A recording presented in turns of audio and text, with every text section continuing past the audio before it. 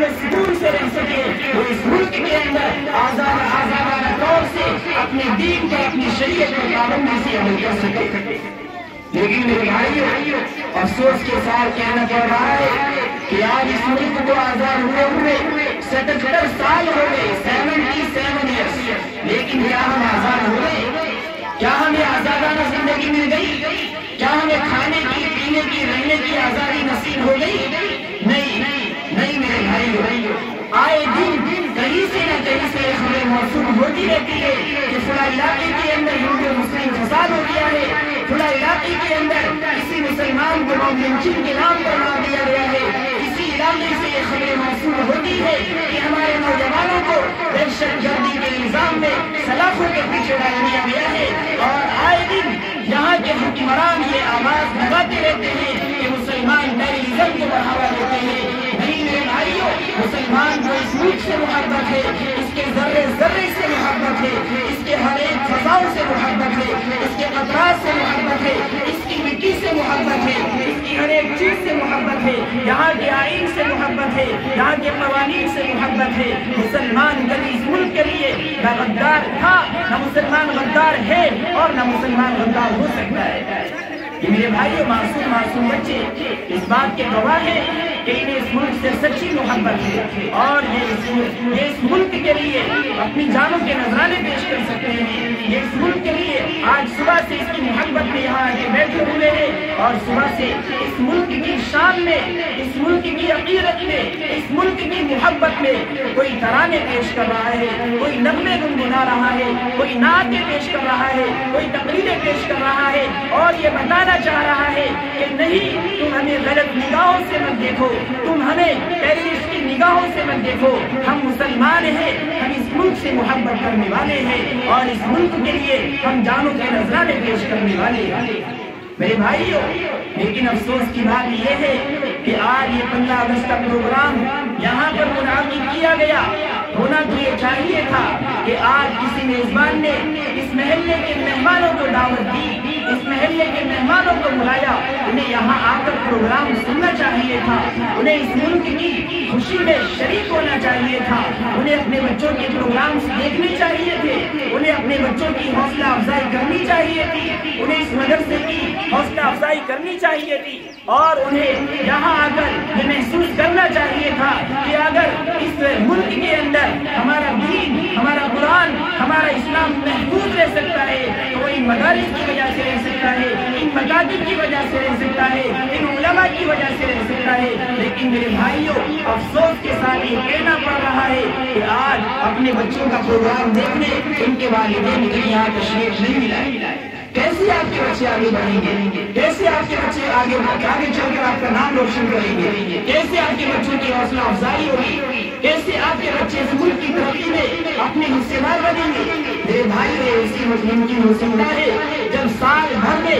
ایک مرتبہ یہ پروگرام ہوتا ہے، آپ اس میں تشریف لائیں اور اس پنڈال کو بھریں۔ جب آپ کا بچہ پروگرام پیش کرے، اس کی حوصلہ افزائی کرے، اور یہاں کے اساتذہ کی حوصلہ افزائی کرے، اور اس مدرسے میں ہم سے جو کچھ بھی تعاون ہو سکتا ہے اس کو کرنے کی ہم لوگ کوشش کریں۔ میرے بھائیوں، آپ یاد رکھیے، اگر آپ یہ چاہتے ہیں کہ آپ کا اسلام زندہ رہے تو آپ کو مدارس کے کندھے سے کندھا ملا کر کھڑا ہونا پڑے گا۔ اگر آپ یہ چاہتے ہیں کہ قرآنی تعلیمات ہمارے گھروں کے اندر محفوظ رہے، قرآنی تعلیمات سے ہمارے بچے آراستہ و پیراستہ رہے، ہمارے سروں کے اندر ایمان جو ہے جوش مارتا رہے، ہماری زندگیاں قرآن سے مرصع ہو، ہماری زندگیاں نبی کریم صلی اللہ علیہ وسلم کی زندگی کے جیسی ہو، صحابہ کی جیسی ہو، تابعین کی جیسی ہو، کیونکہ میرے بھائیوں، یہ دین کے پلیرے ہیں، یہ دین کی اصل جڑیں ہیں، یہ دین کے تنے ہیں،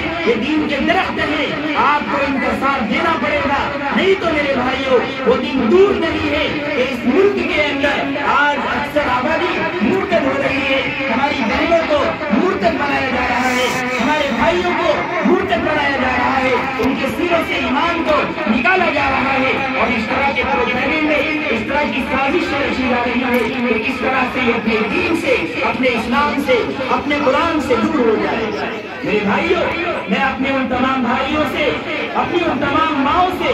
اپنے ان تمام نوجوانوں سے بڑے ادب ساتھ میں یہ گزارش کر رہا ہوں کہ ہم نے جو کوتاہی آج کی ہے آئندہ ہم سے وہ کوتاہی نہیں ہونی چاہیے. جب بھی ہمارے مدرسے کو ہمارے مکتب کو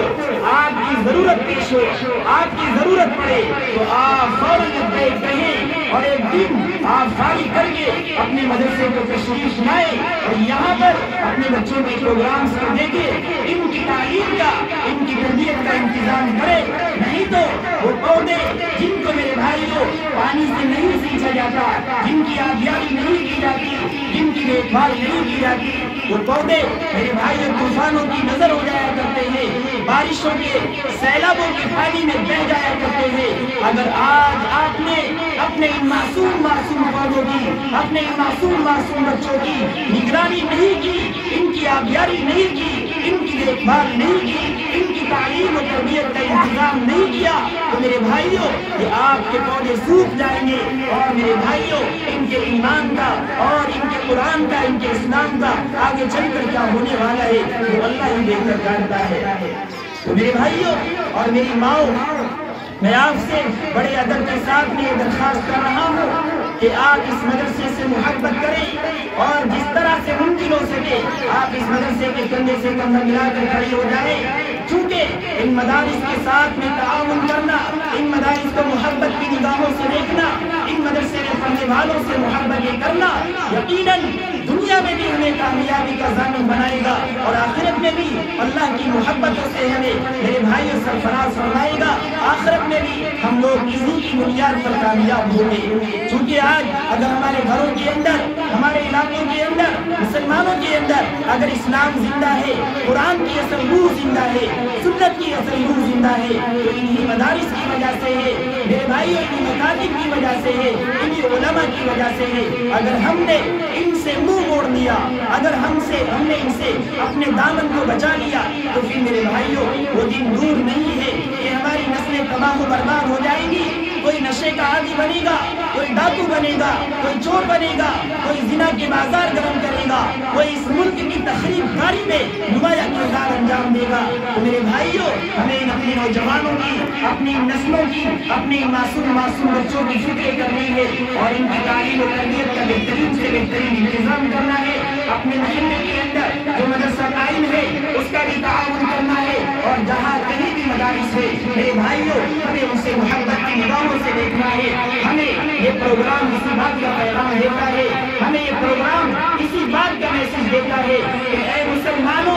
اٹھ کھڑے ہو. جیسے 1857 کے اندر تم نے ایک جماعت بن کے انگریزوں کا مقابلہ کیا تھا آج پھر سے وہی وقت آ چکا ہے آج پھر سے وہی دور آ چکا ہے آج پھر سے وہی فتنے جنم لے چکے ہیں کہ ہمیں متحد ہو کر ان کا مقابلہ کرنا ہے ان کے خلاف کھڑا ہونا ہے اور ہمیں ایک جماعت بن کے ہمیں اللہ کے رسول کا امتی بن کے ہمیں اللہ کا بندہ بن کے ان تمام باطل طاقتوں کا مقابلہ کرنا ہے. اور وہ جو طاقتیں اس ملک کو برباد کرنا چاہتی ہے ہمیں ان کا مقابلہ کرنا ہے اور اس ملک کو دوبارہ سے ہمیں کامیاب کرنا ہے. میرے بھائیوں یہی پیغام ہے اس 15 اگست کا اور یہی ہم لوگ اس کو منانے کے لیے جمع ہوتے ہیں. اسی لیے ہم خوشیاں مناتے ہیں کہ ہمارے علماء نے اس ملک کو آزاد کرانے کے لیے قربانیاں دی تھی اور آج ہم بھی ان کو یاد کر رہے ہیں. اور انشاءاللہ اگر ہمارے خون کی ہمارے جسموں کی ہماری جان کی اس ملک کو ضرورت پڑی تو انشاءاللہ ہم بھی